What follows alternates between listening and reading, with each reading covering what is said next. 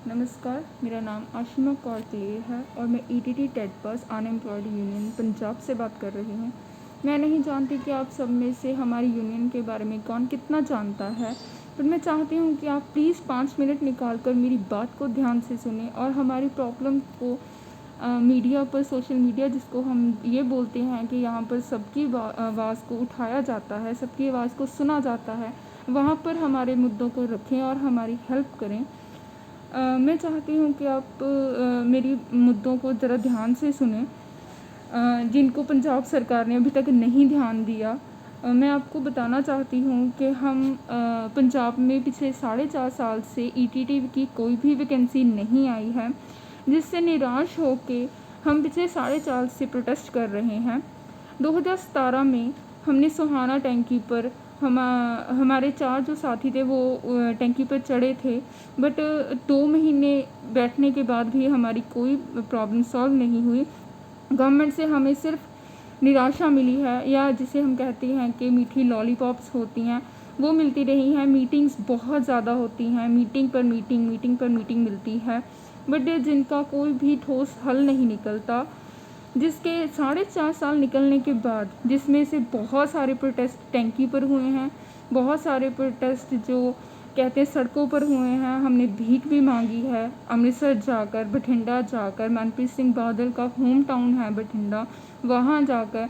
Education minister जिनका home town Sangrur है, जो एक डिस्ट्रिक्ट है, वहाँ हमारे साथी ने 4 महीने, जिनमें से 2 लड़कियाँ भी थी और 3 लड़के भी थे, उन्होंने 3 साढ़े 3 महीने टैंकी पर गुजारे हैं। बट निकलता क्या है? निकलता कुछ भी नहीं है। मीटिंग्स मिलती हैं और मीटिंग्स में क्या कहा जाता है कि हमारे पास वैकेंसीज़ नहीं हैं। हमने आरटीआई डाली थी, जिस आरटीआई में हमें ये पता चला कि इनके पास 13,000 अप्रॉक्सीमेटली 13,000 वैकेंसीज़ हैं जो खाली पड़ी हैं। बहुत सारी प्रमोशंस हो चुकी हैं, बहुत सारी रिटायरमेंट्स भी हो चुकी हैं और होनी भी हैं 2022 में। बट ये लोग कहते हैं कि हमारे पास वैकेंसी ही नहीं है, हमारे पास सिर्फ 2300 या अप्रॉक्सीमेट 2500 वैकेंसीज़ हैं। अब बात यह है कि इन्होंने बहुत सारी प्लानिंग्स एंड प्लॉटिंग्स के साथ हमारी वैकेंसीज़ को बहुत डिस्ट्रॉय कर दिया है। उनमें से जो कच्चे मुलाजिम हैं, उन्हें हमारी वैकेंसीज़ में एक्स्ट्रा मार्क्स, एक्स्ट्रा 10 और एक्स्ट्रा 20 मार्क्स देकर उन्हें ऐड कर दिया है, जिससे निराश होके हमारे जो हम भैया बोलते हैं उनको, और हमारे केडर हैं, हम उनका बहुत सत्कार करते हैं, सुरेंद्र पाल सिंह जी, जो गुरदासपुर से हैं और एससी कैटेगरी को बिलोंग करते हैं, वो 20 मार्च को सुबह, इस साल 20 मार्च 2021 को सुबह तकरीबन 3 बजे के करीब वो लीला भवन पटियाला में एक चौक पड़ता है, वहाँ 250 फुट का टावर है बीएसएनएल का, वहाँ पर वो चढ़ते हैं 20 मार्च 2021 को। ये डेट मैं इसलिए रिपीट कर रही हूँ कि इसके बाद मैं अगर जो बताने जा रही हूँ वो देखकर हर कोई दंग रह जाता है कि क्या है। 20 मार्च 2021 को सुबह सुरेंद्रपाल सिंह गुरदासपुर से वहाँ टावर पर चढ़ते हैं। पहले तो तकरीबन शायद 15 से 16 दिन तक किसी को यही नहीं पता चला, प्रशासन को, कि कोई टावर पर भी चढ़ा है। 15-20 दिन निकल गए इसी बात को कि किसी को मालूम ही नहीं है, किसी को कोई फ़र्क ही नहीं पड़ा कि कौन कोई चढ़ रहा है और कोई नहीं चढ़ा है। उनको ये था कि ये मजाक है और ये उतर जाएगा। जबकि 30 से 40 दिन निकले, उसके पास कुछ भी खाने को नहीं था, some kind of dry fruit से और पानी था। 30 से 40 दिन निकले, फिर मीटिंग का दौर शुरू हुआ। मीटिंग भी वो मीटिंग जो हम प्रोटेस्ट करते थे, अपनी बॉडी पर ज़ख्म खाते थे, इतना लाठी चार्ज होता था। यूट्यूब पे हमारा एक यूट्यूब चैनल है, ETT TET pass unemployed teachers का यूट्यूब पर, वहाँ हमारा जो 4.5 साल की हिस्ट्री है वो सब पड़ी है वहाँ पर। आप वहाँ पर देख सकते हैं कि हमारे साथ क्या हुआ है। हर प्रोटेस्ट के बाद, हर मतलब लड़ाई झगड़ा ये सब होता था, तो उसके बाद हमें एक मीटिंग मिलती थी, जिस मीटिंग में कोई भी हल नहीं निकलता। बस ये कह देते थे आप उसको नीचे उतार लो, हम आपका हल निकाल देंगे, आप उसको नीचे उतार लो। बट ऐसा नहीं होता है। आप क्या हो, अब हम उसको नीचे उतार लेंगे। पहली बात तो ये है कि हमारे बस में नहीं है उसको नीचे उतारना, ठीक। वो एक ऐसा बंदा है जिसके सिर्फ घर में एक उसके फादर हैं, उसके बाद उनका कोई नहीं है। वो अकेला था जो पूरे परिवार का घर गुजारा करता था। उनके फादर की जो हालत है इस वक्त मैं आपको बता नहीं सकती, कि उनका एक ही बेटा हो और वो पिछले चार महीनों से टावर पर है, बिना कुछ खाए बिना कुछ पिए, सिर्फ एक पानी के सहारे वो ऊपर बैठा हुआ है। कितनी बारिशें, कितनी धूप, हम सब एक दिन थोड़ा सा गर्मी ज़्यादा हो जाए हम ऐसे हो जाते हैं कि बस जल्दी जल्दी करो और एसी चल जाए, ठीक। बट वो इतनी धूप में, दिन में, रात में अकेला टावर पर बैठा है।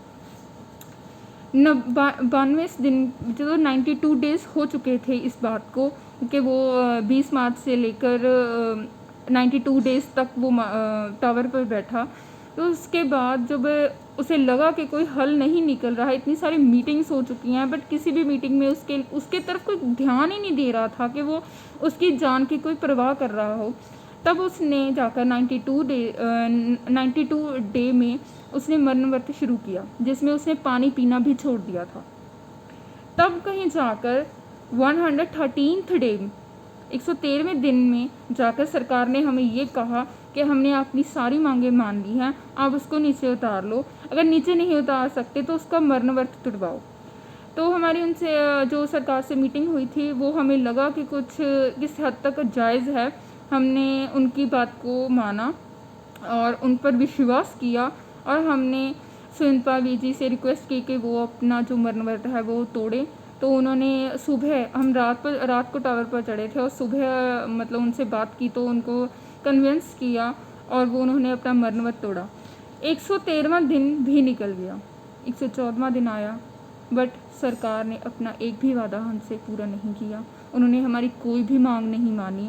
उन्होंने नोटिफिकेशन जारी करने की बात कही थी, उन्होंने वो भी नहीं मानी। उन्होंने बहुत सारे ऐसे वादे थे, क्योंकि प्रॉब्लम्स क्या होती हैं, अकेली वैकेंसीज़ की बात नहीं है।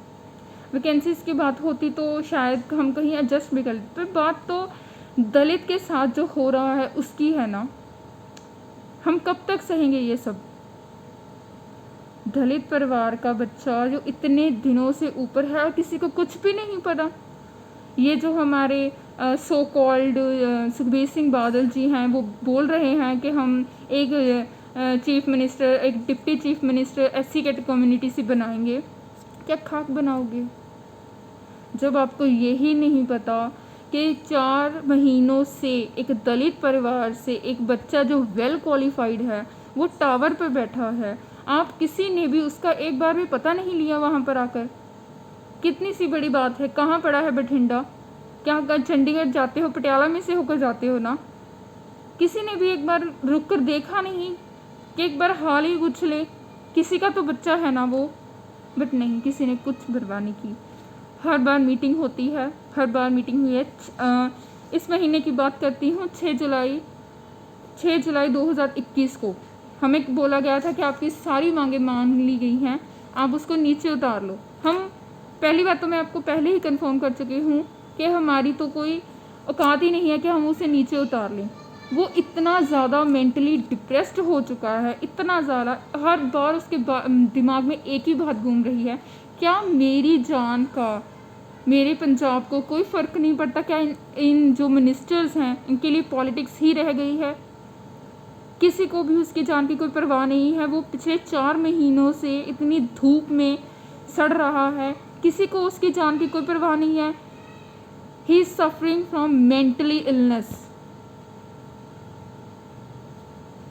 अब उसके शरीर में से बहुत गंदी बदबू आने लगी है, उसके जोड़ों में इतना सारा दर्द रहने लगा है। उसका शुगर जो है वो 40% पर चल रहा है, 40% उसका लेवल हो चुका है। उसमें से इतनी गंदी स्मेल आ रही है कि जो मतलब हमारे पंछी हैं वो उसके इधर उधर घूम रहे हैं, भटक रहे हैं वहाँ पर, क्योंकि स्मेल इतनी गंदी आ रही है उसमें से। इसलिए 4 महीने से वो नहाया नहीं है, अच्छा खाना नहीं मिला उसे, इतनी सारी प्रॉब्लम से वो गुज़र रहा है। अपने फादर को, उसको तो देखने के लिए भी कुछ नहीं है, अपने फादर को मिला तक नहीं है। इनफैक्ट वो जिस टावर पर बैठा है वहाँ खड़ा तक नहीं हुआ जाता उससे। आप सोच सकते हैं कि उस पर क्या बीत रही होगी। ये है हमारा समाज। जिस कॉन्स्टिट्यूशन को लेके हमारा इंडिया, हमारा पंजाब, हम सब फॉलो करते हैं, जिस कॉन्स्टिट्यूशन को, उस कॉन्स्टिट्यूशन के जो जिन्होंने वो बनाया है, डॉक्टर BR अम्बेडकर जी, उनकी कम्युनिटी से जो व्यक्ति हो उसके ये हाल हो गए हैं। मैं आप सब से हाथ जोड़कर निवेदन करती हूँ कि प्लीज़ हमारी प्रॉब्लम को, हमारे मुद्दों को प्लीज़ उठाया जा सके। हमारा भाई बहुत ज़्यादा तकलीफ़ से गुज़र रहा है, प्लीज़ उसकी हेल्प कीजिए। अगर ऐसा नहीं हुआ, अगर थोड़े दिनों में वो नीचे नहीं आया, तो बहुत सारे हम हो सकता है कि उसे खो दें, जो हम नहीं चाहते वो खोए। एक एक दिन उसके लिए एक मौत के बराबर हो रहा है। देखा नहीं जाता उनके पिताजी को, इतना रोते हैं वो, इतना ज़्यादा रोते हैं, इतने हम क्या बोलें उनसे, मुझे समझ नहीं आता कि हम क्या बोलें उनसे कि क्या है। हर बार झूठ बोलना पड़ता है कि नहीं अंकल वो ठीक है, नहीं अंकल वो ठीक है, हम बात करवा देंगे उनसे, बट ऐसा कुछ भी नहीं है। सच्चाई से हम मुंह मोड़ नहीं सकते। प्लीज़ हमारी बात सुने, हमारी बात को आप ट्विटर पर रखें। हम वैसे तो मैं आपको बता ही चुकी हूँ कि हमारी बहुत सारी मीटिंग्स हो रही हैं, बट हम उन मीटिंग में से कुछ नहीं निकल रहा। So please I request to all of you कि जो हमारे दलित भाईचारे के साथ, जो हमारे सुरिंदर भाई साहब हैं, उनके साथ जस्टिस हो और उन्हें इंसाफ मिले, उनकी आवाज़ को सारी दुनिया तक ले जाया जा सके, यही मेरी आपसे अपील है। Thank you so much, thank you very much.